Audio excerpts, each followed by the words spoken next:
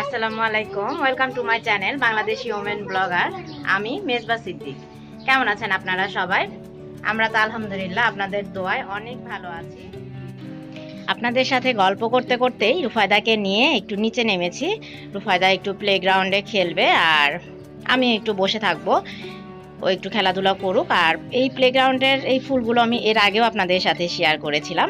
আমার এই ফুলগুলো খুবই পছন্দ, রেড কালারের। আজকে আবারও আপনাদের সাথে শেয়ার করছি, আশা করি আপনাদের ভালো লাগবে। আর গলাটা এখনও আমার পুরোপুরি ভালো হয়নি, প্রচণ্ড পরিমাণে ঠান্ডা লেগে আছে। আর এত গরম যে কি বলবো এই গরমের কথা, ঘেমে ঘেমে আসলে ঠান্ডাটা লেগেছে। যে ফ্যান এসি যেখানেই থাকি না কেন, আমি নর্মালি একটু বেশিই ঘামি, তো আজকে মনে হচ্ছে যে আরও বেশি ঘামছি। বাসায় চলে এসেছি, বাসায় এসে একটু বিরিয়ানি রান্না করব রুফায়দার বাবার আর কি লাঞ্চের জন্য। তো বিরিয়ানির জন্য আমি চুলায় পানির মধ্যে গরম মশলা আর হচ্ছে তেজপাতা দিয়ে একটু গরম করে নিলাম। লবণটাও আমি পানিতেই দিয়ে দিয়েছি। হাঁড়িতেই বিরিয়ানিটা রান্না করব। গরুর মাংসটাও আমি আগেই রান্না করে রেখেছি, সব ধরনের মশলা দিয়ে মেখে রান্না করে রেখেছি, সেটা দিয়েই আসলে আজকে বিরিয়ানিটা করব, খুবই ঝটপট। তো ভাবলাম আপনাদের সাথেও শেয়ার করি। রুফায়দাও নিচ থেকে এসে বেশ ক্লান্ত হয়ে গিয়েছে, ও ঘুমিয়ে গেল। আর আমিও ভাবলাম যে এই ফাঁকে তাহলে রান্নাটা করে ফেলা যাক আর আপনাদের সাথে একটু গল্প করি। তো আমার প্যানটা বেশ গরম হয়ে গিয়েছে, তো আমি ঘি দিয়ে দিচ্ছি। আর হচ্ছে যে আমি নিচে নামার আগেই চালটাকে ওয়াশ করে রেখে গিয়েছিলাম যাতে পানি ঝরে যায়। তো পেঁয়াজ দিয়ে দিচ্ছি। তো পেঁয়াজটা দিয়ে দিই, এই ফাঁকে হচ্ছে যে পেঁয়াজটা ভাজা হোক, একটু ভাজা হয়ে গেলে তারপরে আসলে আমি হচ্ছে যে চাল দিয়ে দিব। আমি মাংসের মধ্যেই সব ধরনের মশলা দিয়েছি, তো এই কারণে বিরিয়ানিতে আর খুব বেশি মশলা ব্যবহার করব না, জাস্ট পেঁয়াজ দিয়েছি, ঘি দিয়েছি আর গরম পানির ভিতর আপনারা দেখলেন যে হচ্ছে যে তেজপাতা আর সাদা এলাচটা দিয়ে পানি গরম করে রেখেছি লবণ দিয়ে। পেঁয়াজটা ভাজা হওয়ার পরে আমি চাল দিয়ে দিচ্ছি। চালটাকে খুব ভালোভাবে একটু নেড়ে চেড়ে ভেজে নিব আমি। আমার চালটা ভাজা হয়ে গিয়েছে, খুব বেশি কিন্তু আমি ভাজি নাই। তো এই যে রান্না করে রেখেছি মাংসটা, এটাই দিয়ে দিচ্ছি।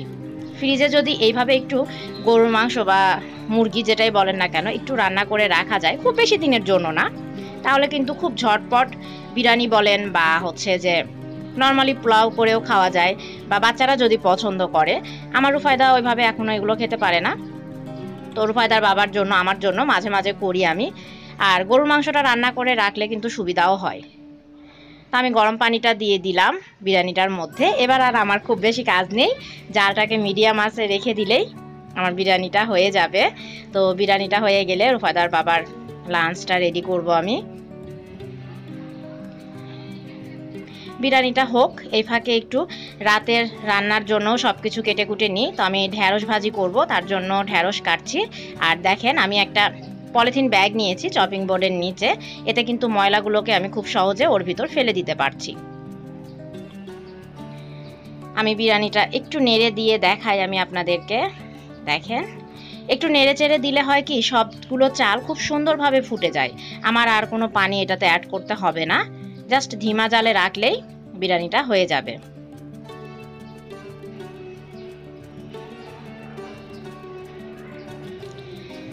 আমার বিরিয়ানিটা নামিয়ে রাখার পরে চুলায় হচ্ছে একটা কড়াই বসে দিয়েছি, পেঁয়াজ দিলাম আর লবণ দিয়েছিলাম তেলের ভিতর।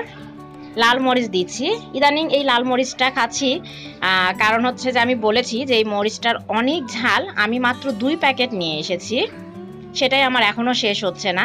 এই কারণে ভাবছি যে একটু তাড়াতাড়ি খেয়ে শেষ করে ফেলা যাক। তো ঝাল তো আমরা খুব বেশি খাই না, তো এই কারণে শেষও হচ্ছে না। অনেক দিন যাচ্ছে, মাত্র হচ্ছে যে 2 প্যাকেট 3 রিঙ্গিত নিয়েছে মনে হয়, 1 রিঙ্গিত কয়েক সেন্ট করে 60 কি 65 সেন্ট হবে। তো 3 রিঙ্গিতের মরিচ আমার অনেক দিন যাচ্ছে। একটু গোটা জিরা দিয়ে দিলাম।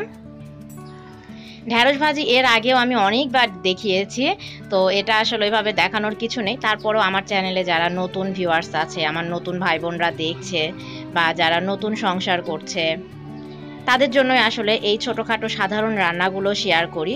আশা করি তাদের অনেক উপকার হবে। ঢ্যাঁড়স ভাজিটা আমার হয়ে গিয়েছে, আর আরেকটা কথা না বললেই না, ব্যাচেলর ভাইরা যারা দেখে তারা আবার মন খারাপ করবে যে আপু আমাদের কথা বললেন না। হ্যাঁ, আমার অনেক ভাই আছে তারা এই রান্নাগুলো দেখে। রান্নাটা শেষ করে আবারও একটু বাইরে আসতে হয়েছে, তো কাপড় ওয়াশ করতে এসেছি পাশে একটা দোকানে। আমি চা খাচ্ছি, চাটা বেশ লোভনীয় লাগলো তাই খাচ্ছি।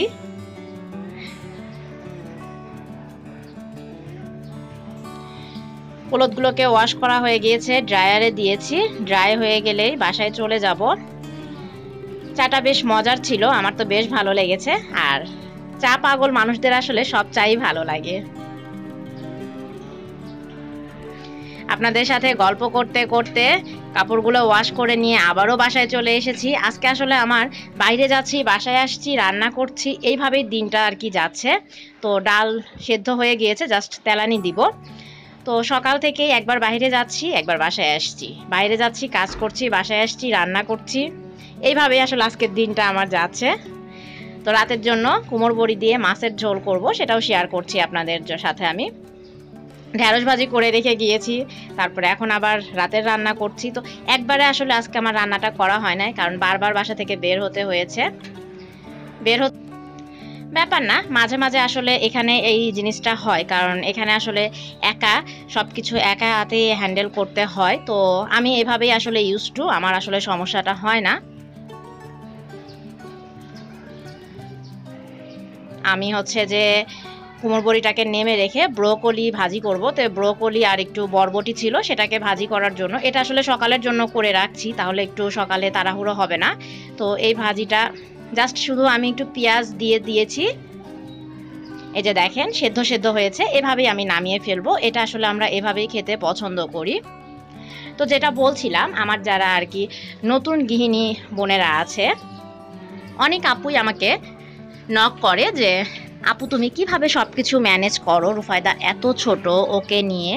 তো তাদের জন্যই বলছি যে আসলে মানুষ কিন্তু অভ্যাসের দাস, মানুষ পারে না এমন কিছু নেই, চেষ্টা করলে আসলে সবই সম্ভব। আমি এভাবেই আসলে সব কিছু করি, যে কোনো সময়টাকে আসলে আমি নষ্ট করি না। সত্যি কথা বলতে, যে সময় হাতে পেয়েছি এখন একটু বসে থাকবো, অবসর সময় কাটাবো, এটা আমি কখনোই করি না।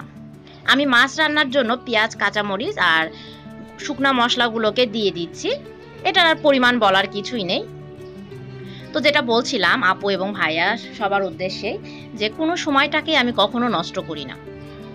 হয়তো 5 মিনিট সময় পেয়েছি, ওই ফাঁকে ঝটপট যে ক্লথগুলো আমার ওয়াশ করা আছে সেগুলোকে গুছিয়ে ফেলছি, বা ঘরটাকে ক্লিন করে ফেলছি। রান্না করতে যাচ্ছি, হাতের সামনে যে জিনিসটা পেয়েছি সেটাকে একটু সরিয়ে রাখছি। এভাবেই আসলে সময়টাকে আমি কাজে লাগাই। আর আলহামদুলিল্লাহ এভাবেই খুব ভালো আছি, চলে যাচ্ছে।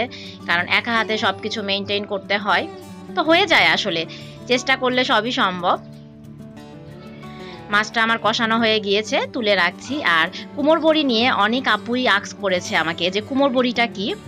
আপুরা যারা আপনারা জানেন না তাদের উদ্দেশ্যে বলি যে এটা হচ্ছে মাসকলাইয়ের ডাল আর মানে বস কুমড়া যেটাকে বলে, একদম বুড়া কুমড়া যেটা, এই দুটা দিয়েই আসলে এই বড়িটা বানানো হয়।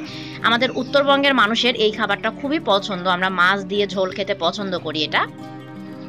তো যারা খান নাই, এটা বাজারেও কিনতে পাওয়া যায়, তো বাজারেরটা আসলে অতটা ভালো হয় না, আমরা বরাবরই বাসার তৈরিটাই খেয়ে অভ্যস্ত। আর বিয়ের পর থেকে বরাবরই আমার শাশুড়ি এটা আমার জন্য করে দেয়।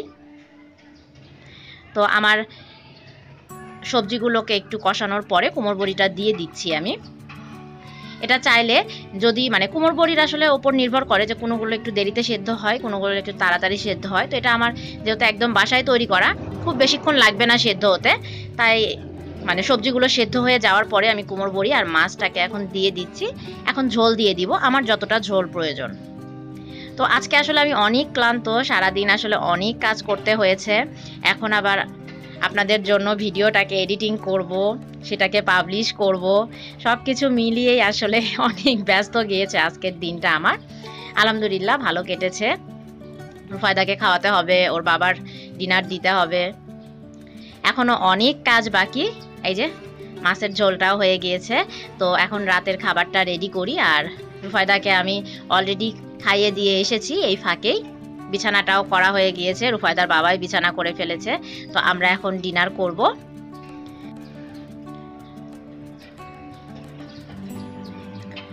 এটা হচ্ছে পরের দিন সকালবেলা আমি হচ্ছে দুপুরে রান্না করেছি, আর সকালের জন্য রাতের কিছু ভাত ছিল সেটাকেই ভাজি করে নিয়েছি।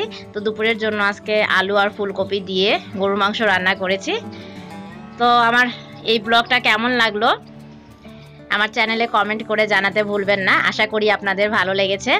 আপনাদের ভালো লাগলে আমার চেষ্টা সার্থক।